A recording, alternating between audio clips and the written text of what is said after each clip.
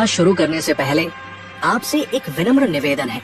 शास्त्रों में कहा गया है कि अधूरी छोड़ी गई कथा दुख और पाप का कारण बनती है, इसलिए इसे अंत तक अवश्य सुनें।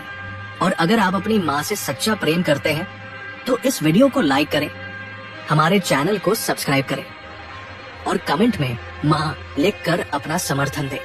तो आइए बिना किसी विलंब के आरंभ करते हैं आज की प्रेरणादायक कथा। बहुत पुराने समय की बात है, जब इस धरती पर सत्य और धर्म का राज था। महाभारत का महान युद्ध समाप्त हो चुका था।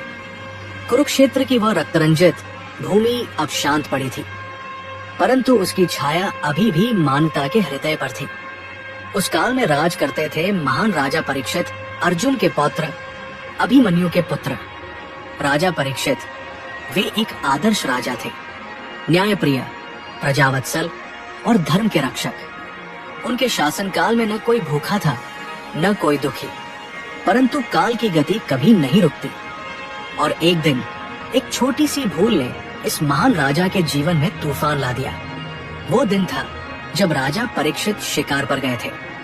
तपती दोपहरी में प्यास से व्याकुल होकर वे पहुंचे थे ऋषि शमीक के आश्रम में। ऋषिवर उस समय गहरी समाधि में थे।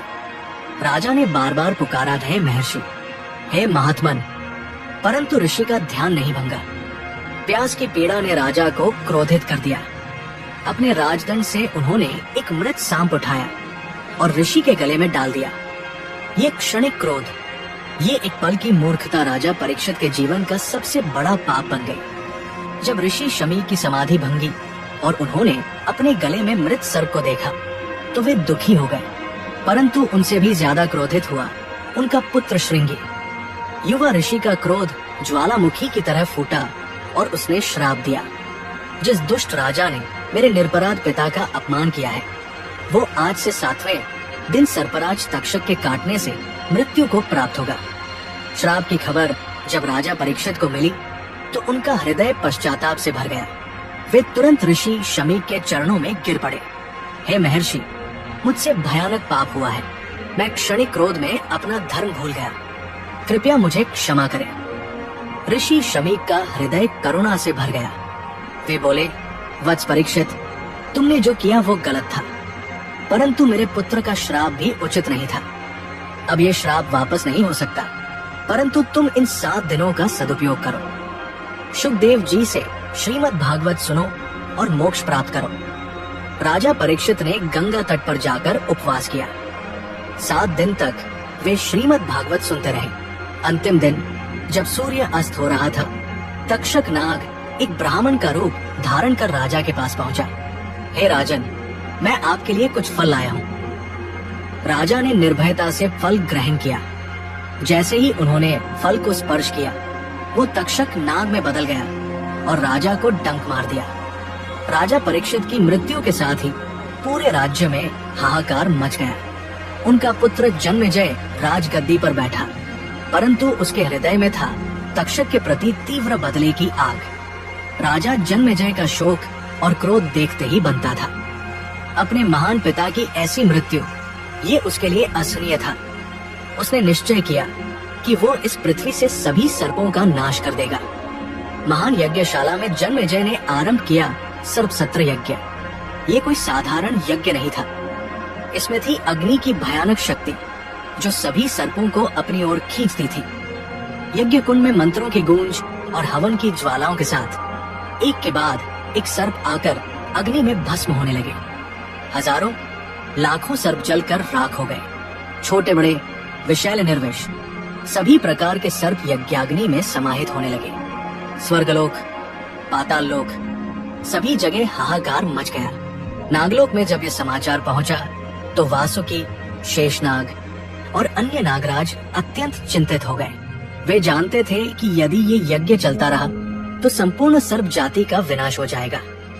वे ब्रह्मा जी के पास गए। ब्रह्मा जी ने कहा, ये यज्ञ तभी रुकेगा जब कोई ऐसा व्यक्ति हस्तक्षेप करेगा जिसकी आधी रक्तधारा नाग वंश की हो और आधी मानव वंश की। उस समय याद आया महर्षि जरत्कारु का। वे एक महान ऋषि थे जिन्होंने अपनी पितृऋण से मुक्ति के लिए विवाह का निश्चय किया था। उन्होंने वासुकी की बहन जरदकारु से विवाह किया था। इसी दंपत्ति के पुत्र थे आस्तिक मुनि। आस्तिक मुनि में था मानवीय संवेदना और नागवंश की करुणा दोनों।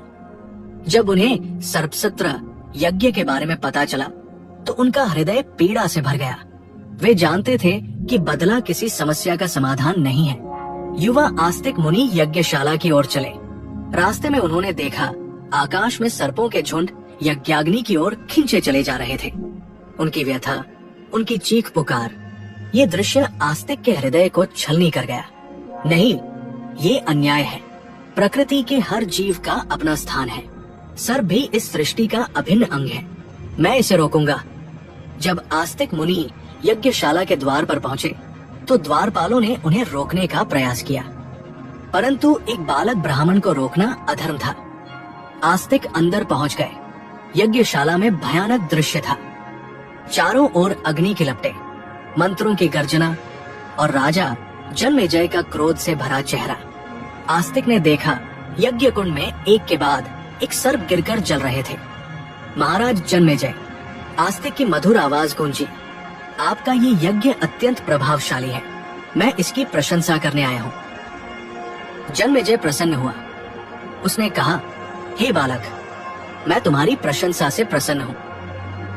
मांग, क्या चाहते हो? आस्तिक मुनि ने सोचा था कि राजा वरदान देगा। उन्होंने तुरंत कहा, महाराज, मैं चाहता हूँ कि आप इस सर्प यज्ञ को तुरंत बंद कर दें। जन्मेजय का चेहरा क्रोध से लाल हो गया। क्या कहा तुमने? मैं अपने पिता के हत्यारे तक्षक से बदला लूंगा। ये यज्ञ तब तक चलेगा जब तक तक्षक इसमें नहीं जलता। आस्तिक मुनि समझ गए कि केवल तर्क से राजा का मन नहीं बदलेगा। उन्होंने अपनी माता से सुनी कहानियों को याद किया। उन्होंने कहा, महाराज, आप महान हैं, न्यायप्रिय हैं, परंतु क्या आपको पता है कि आपके पितामह अर्जुन ने भी एक बार क्रोध में आकर एक नागराज को मारने का प्रयास किया था? जन्मेजय का ध्यान आकर्षित हुआ। आस्तिक ने आगे कहा, तब भगवान कृष्ण ने उन्हें समझाया था कि प्रकृति में हर जीव का अपना स्थान है। सर्प कीड़े मकोड़ों को खाकर किसानों की सेवा करते हैं। वे प्रकृति के सफाई कर्मी हैं। महाराज, आपके पिता की मृत्यु दुखदायी है, परंतु क्या सभी सर्पों को मारकर आप उन्हें वापस ला सकेंगे? क्या इससे आपका दुख कम हो जाएगा, या ये केवल और अधिक पाप का बोझ आपके सिर पर ला देगा? यज्ञशाला में सन्नाटा छा गया। मंत्रों की आवाज धीमी पड़ गई। अचानक यज्ञ कुंड के ऊपर एक विशाल छाया दिखाई दी। हर कोई ऊपर देखने लगा।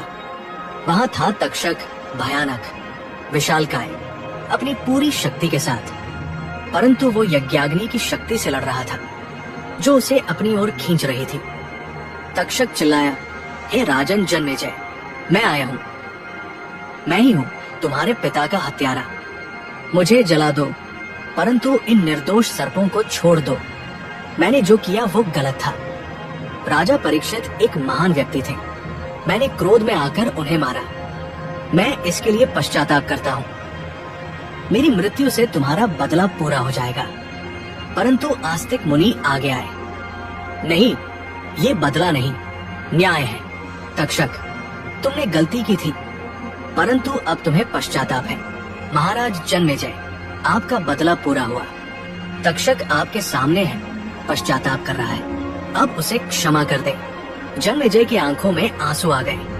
वर्षों का क्रोध, बदले की आग और पिता की याद सब कुछ एक साथ उमड़ आया। वे बोले, आस्तिक, तुम्हारे शब्दों में सच्चाई है। मैंने अपने क्रोध में हजारों निर्दोष जीवों को मार डाला। ये कैसा न्याय है जहाँ एक अपराधी के लिए हजारों निर्दोष मारे जाएं? उन्होंने यज्ञ को रोकने का आदेश दिया। अग्नि शांत हो गई। तक्षक धीरे धीरे नीचे आया। जन्मेजय ने कहा, तक्षक, मैं तुम्हें क्षमा करता हूँ, परंतु वादा करो कि अब तुम कभी किसी निर्दोष को हानि नहीं पहुँचाओगे। तक्षक ने सिर झुकाया। महाराज, मैं वादा करता हूँ।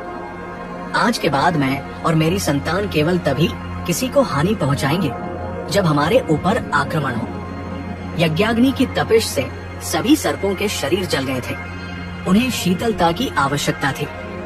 आस्तिक मुनि ने सुझाव दिया, महाराज, इन जले हुए सर्पों को ठंडे दूध से स्नान कराकर उनकी पीड़ा कम करते हैं। राजा जन्मेजय ने आदेश दिया। हजारों घड़े ठंडा दूध लाया गया। सभी सर्पों को दूध से नहलाया गया।